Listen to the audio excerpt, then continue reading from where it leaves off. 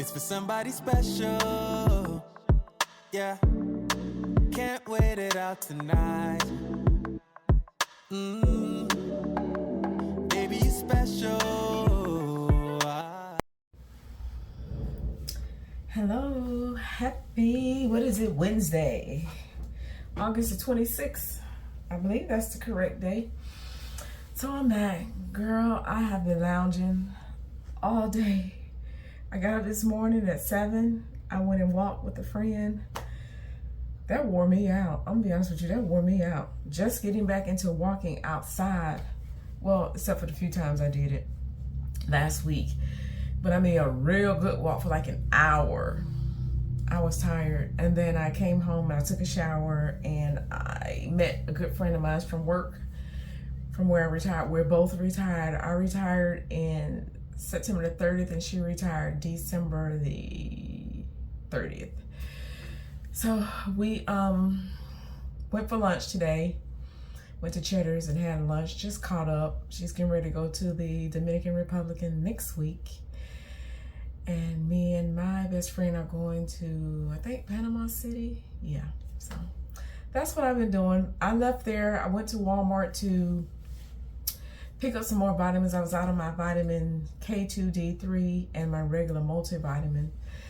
And girl, I picked up the vitamins. They was out of the K2, D3. I got one bottle of vitamins and went to go check out. And this chick told me she closing down all the self-registers. We need to go to the opposite end of the store. I just put it down where I was and left. When I came home, I got online and I ordered 3 bottles of each. It's supposed to be delivered by the end of the day, so I don't even have to deal with that. But last video, I told you guys how I found out my best friend was working voodoo black magic, and I believe she was trying to work it on me. So I know the beginning of that video is a little low, and I tried to turn that volume up. I had re-downloaded that video trying to adjust the volume, but nonetheless, let's just do a recap. So back in around 2020, that's when all that took place. She had given me a pair of pajamas about a year and a half earlier. It was supposed to be my birthday and Christmas, and while I went on a cruise for my 50th birthday, and I never wore the pajamas. And throughout, I guess, 19 to about 21, she tried to give me a book to read that was based out of New Orleans. It was based on voodoo, black magic, all that stuff. What do they call it? When you try to swap your life, I can't think of what they call it right now, but yeah, she tried to do that. Destiny swapping. All of that stuff was in there. And she had a lot of pages that were bookmarked. And once I read the introduction, I was like, Then I read the foreword, and I was like, no, I don't want to, this is not me. I don't read stuff like this, no. So I put the book down and everything. Every time I would try to give her the book and this shapewear that she was gonna let me wear for my cousin's wedding, but I didn't end up needing it. Every time I would call her to give her items back, she would make up an excuse why she wasn't available. She wasn't at home. She wasn't gonna be home. She was having stomach issues, just all sorts of stuff. And so I said, you know what? Okay, no problem. I just put them in a bag, tied them, and put them in the trunk of my car. We were working from home then, and then just say fast forward a few months, we're going back into the winter again around 20, and I was going to a Christmas party and I was getting my makeup done, and she stopped by. Girl, it's hot, I got a little light on. I don't even think I need this light, hold on.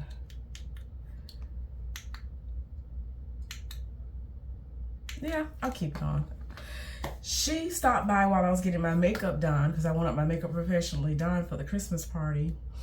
And we was having a conversation. She got into the conversation about the hairstylist and about how she believed the hairstylist took her hair out on purpose. She had been getting lace fronts glued down, or units, whatever you want to call them, lace fronts or units. To me, it's a wig with lace. So she said all the front of her hair had come out and she was going to fix the lady. And I mean, fix. My eyebrows went up a little bit. I didn't even look at the person that was doing my makeup, but she was like, yeah. I said, well, I don't think she did it on purpose. And she was like, oh, yes, she did. Yes, she did. She knew my hair was coming out. She didn't say anything. I said, but it's your responsibility to, once you remove the old unit, whether you're going to reuse it or apply a new one, to examine your hair. Make sure your hair is still thriving, it's not coming out, you're not losing any hair, you don't have any bald spots. She didn't want to hear it. She just said the next full moon she was going to light her candle and she was going to fix her.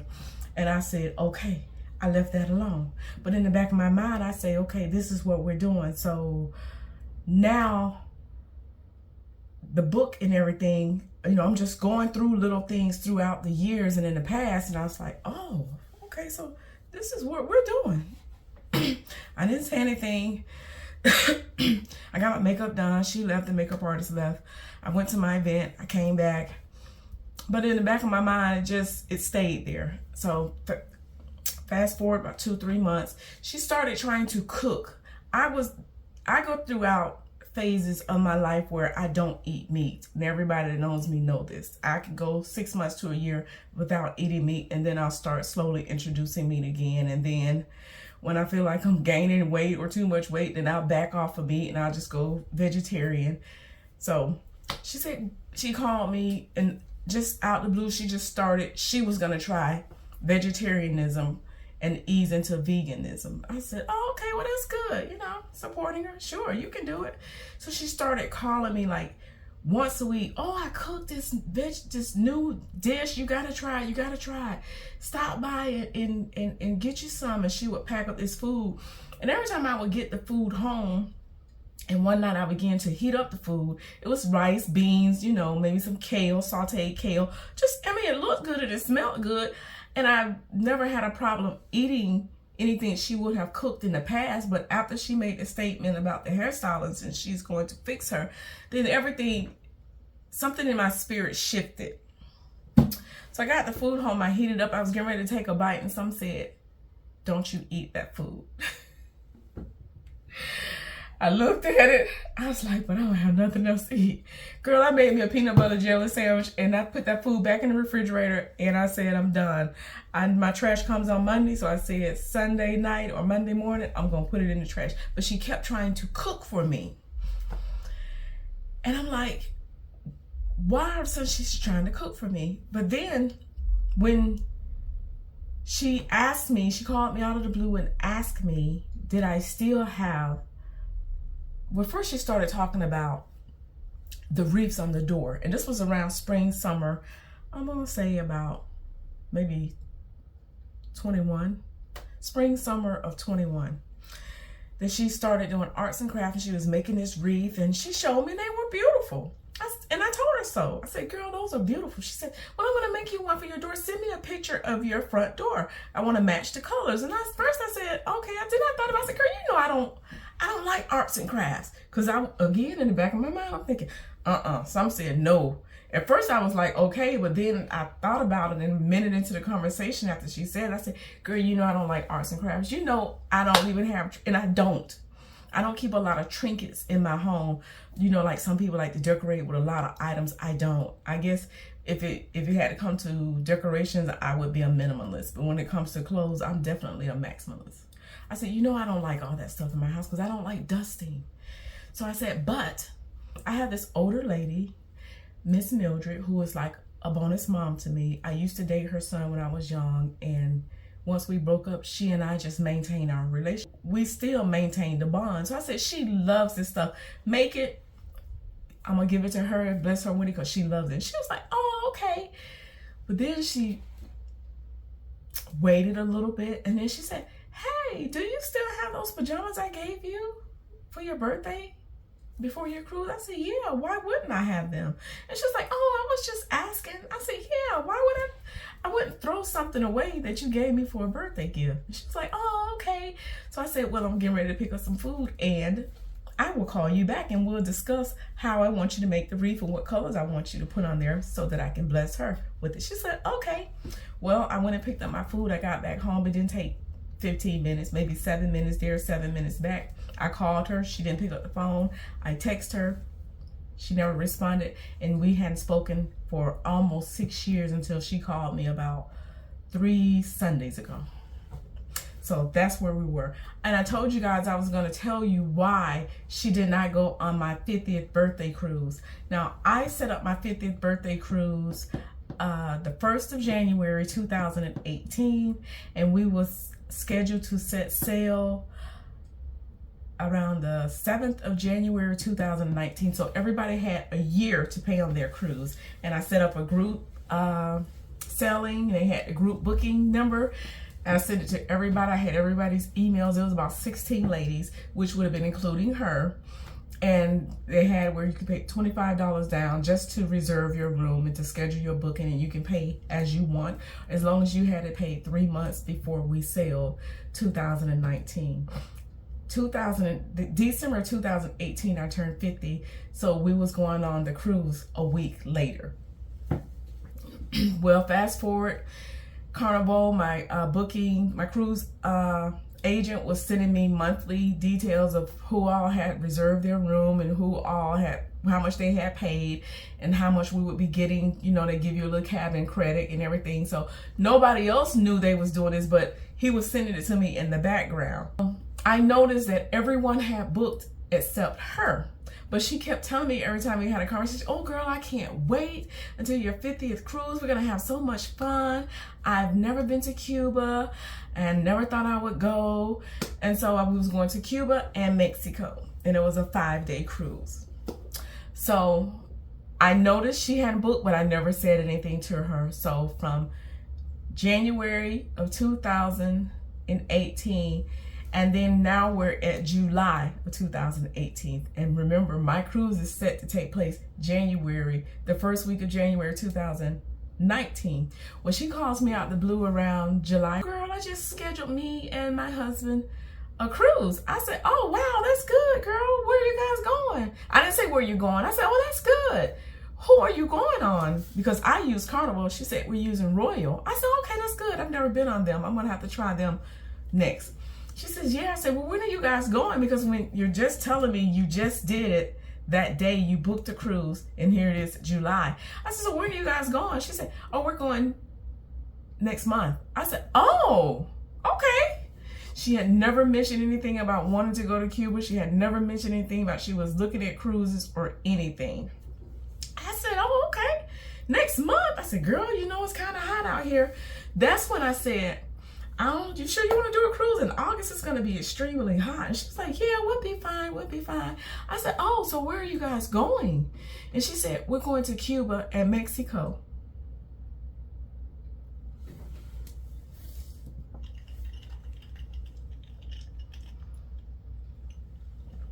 "5 months before my cruise." I said, in my mind, I'm thinking, you got to be kidding me.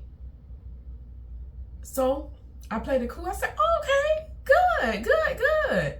And she said they were leaving out of Miami and it was going to fly to Miami. I said, okay, good. That's wonderful. Okay, well, I hope you guys have fun. I hope the weather is nice. It's not too hot. I didn't say anything about why would you book the exact same cruise that I've booked, but on a different cruise line 5 months before my birthday cruise, my 50th birthday cruise that I've been planning for a year.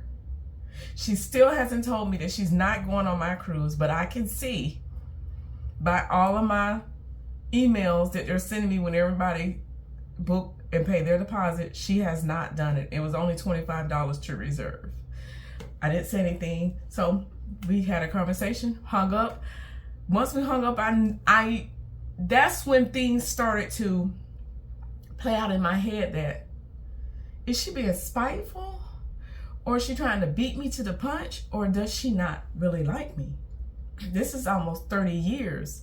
And of course the friendship has had some highs and lows, but mainly because she would always talk about leaving her husband, who is a very good provider and a very good man.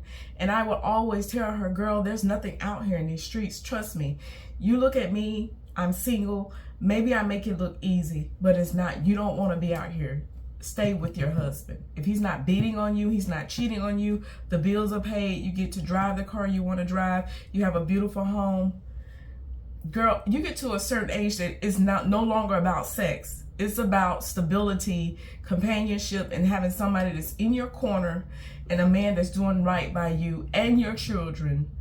So let all that other stuff go. So every time she would try to say about either tipping out on him or leaving him, I would cut it off. I'm not going to be the friend that put up with your foolishness. I'm not going to be the friend that blindly sit by and watch you just destroy your life. So if maybe that was the problem she had with me, then okay, let it be that. But yeah, when she did that, she booked the exact same cruise, a different cruise lines, just 5 months before I booked my cruise. So a couple of days go, about a week or two go by.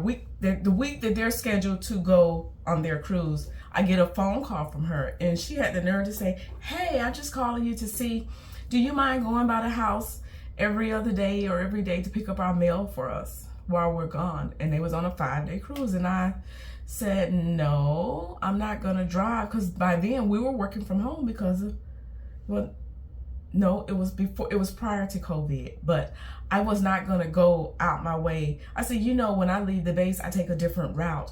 It would be out of my way to go your way, swing by and get your mail. I said, why don't you just call the post office and let them hold your mail until the day you guys come back? And she was like, oh, I didn't know they could do that. I was like, yeah, sure. No one has to get your mail for you. But I thought to myself, the nerve of you. You shading me on my 50th birthday cruise, and then you're going to the same place 5 months before I go. You never had this pre-scheduled. You just out of the blue wanted to schedule, because I asked her, is this something you've been had planned? She's like, no, I was just looking online all of this week and last week, and I decided, well, we're just going to go on a cruise. So I went ahead and just paid for it. I was like, so I know for a fact this is not something she had scheduled prior to me scheduling mine, but she knew by the end of 2017 that I was going to do this cruise, because again, she was my best friend. So she and my other best friend knew. So before everyone else found out about it, January of 18, they knew a couple of months prior.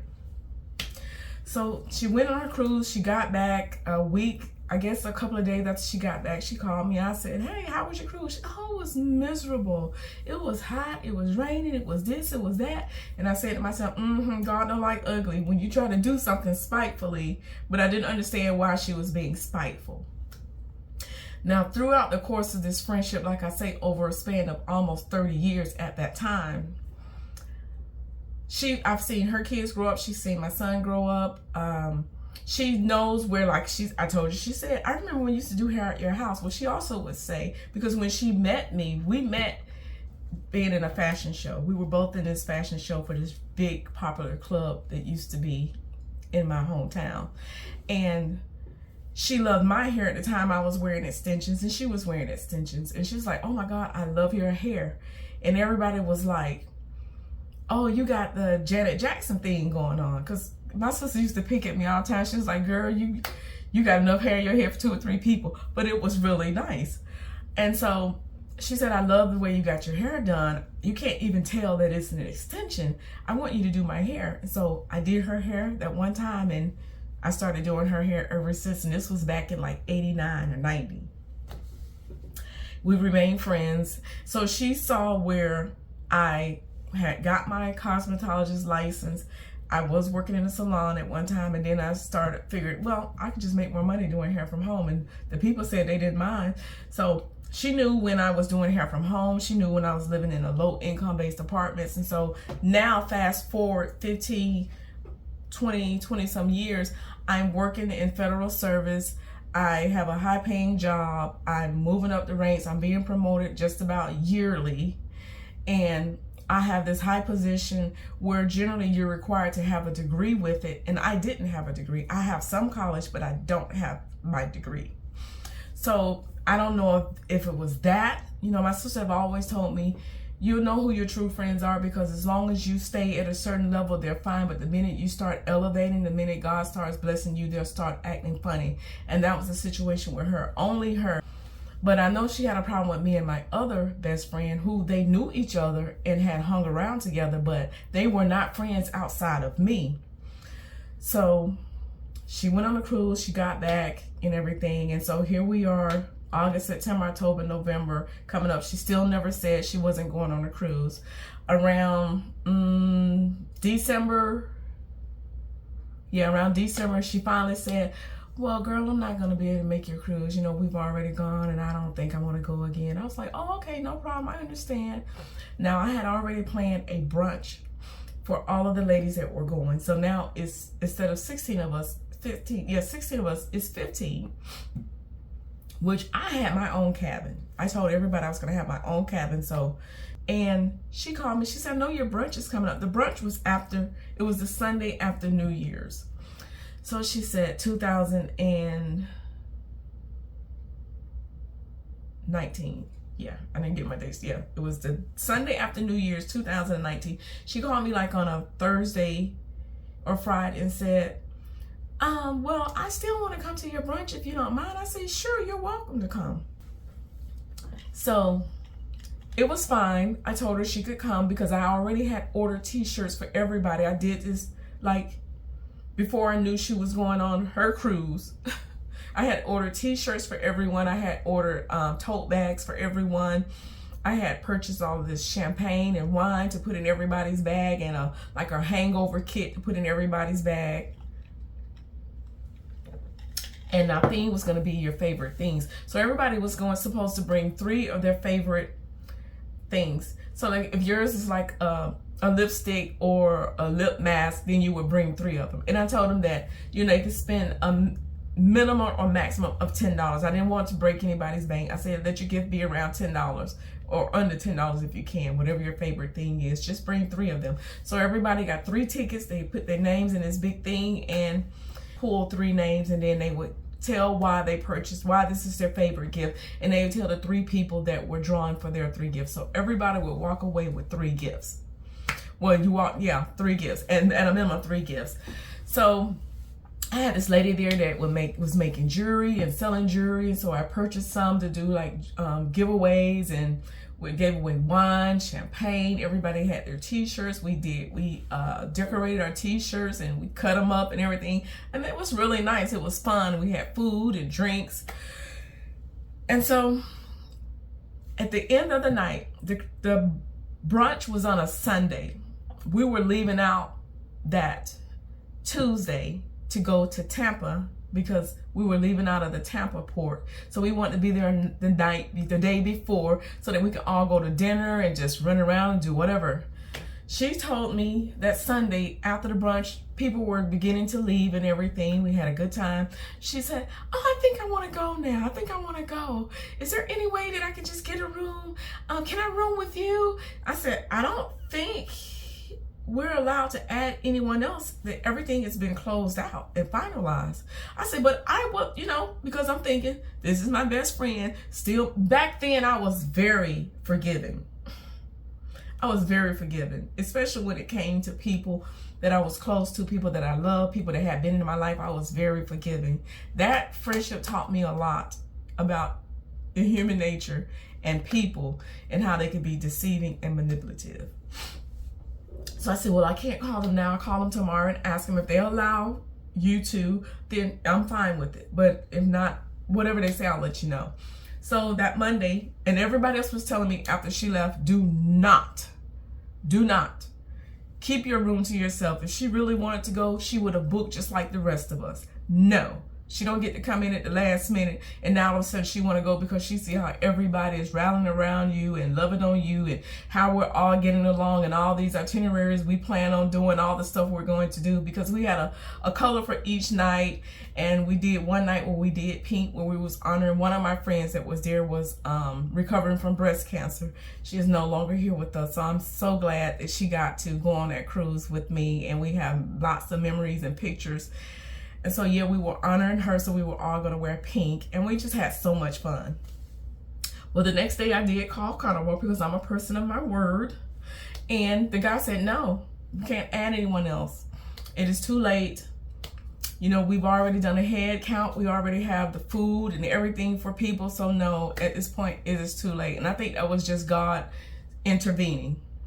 So I called her, I said, hey, they won't let it. He asked her, I said, can you send it to me in an email? So I sent her the email, they said it's too late, we can't ask. She's like, oh, I'm so bummed out. Man, I wish I had just went on ahead. And I said, yeah, because you could have booked your room for $25. You wouldn't have lost anything. So that was that.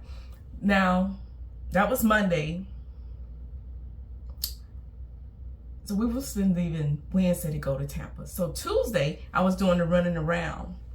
That's when I was getting there with last minute stuff, getting my manicure and pedicure. That's when she called me and said, hey, I forgot to give you your Christmas/birthday gift. Now, all this time, she hadn't brought up anything. I always buy her a gift, and I just have it set aside for whenever we do get together. It's not a big deal if we see each other around Christmas or not, because my birthday is a couple of days after Christmas, so I know at some point in time I'm going to see her or we're going to go to dinner together. So that's how the pajamas came up. She just called me from Monday to Tuesday. She called me, hey, I need to see you before you leave. I want to give you your Christmas/birthday gift. And I was like, well, I might have to get it when I get back. No, I want you to take it with you on your cruise. And yeah, I'm out running. I can bring it to you. I said, well, I'm out running around. I'm not home, and I don't know when I'll get home. And so that's when she met me at the nail salon, and I give her this $100 and some cardigan, and she give me these probably $22, if they were that, clearance rack pajamas. To be honest with you, it looked like some pajamas maybe she had purchased for her mom, who was elderly, and her mom never wore them, and I guess she got them out and she lit a candle and she did what she do. And she wanted to give them to me, and she probably said, you take them on this cruise, you ain't gonna enjoy nothing. But I opened them and I looked at them, I said, what? I'm gonna be honest, I said, what in the hell is this, to myself? And I'm pretty sure she probably saw the look on my face, and I was like, oh, okay, yeah, thank you. I gave her a hug, I said, let me run in here because I don't want to be late for my appointment. But girl, yeah, that's why she didn't go on my 50th cruise, because she planned the very exact same cruise on a different cruise line for her and her husband 5 months before my cruise was set to sail. And then after the cruise, we came back, we had a wonderful time. My other best friend was turning 50 the following year in February, and her nieces did her a trip to Vegas, and I was invited. It was only 8 of us total. It was me, my best friend, and 2 of her other friends, which I know very well, was in a suite together, and then her 2 nieces and her 2 sisters was in a suite together, so it was only 8 of us. So she called me, and I think this is what got it to turning, because this was like in 20, because when we got back from Vegas, that's when a month or 2 later they sent all of us home because of COVID. And I think this is the events that really got it to turning, because when I told her, I said, I'm going to Vegas for my other best friend, her 50th birthday. We turned 50 a year apart. Now the first best friend, Miss Root Worker, she's some years older than me and my other best friend.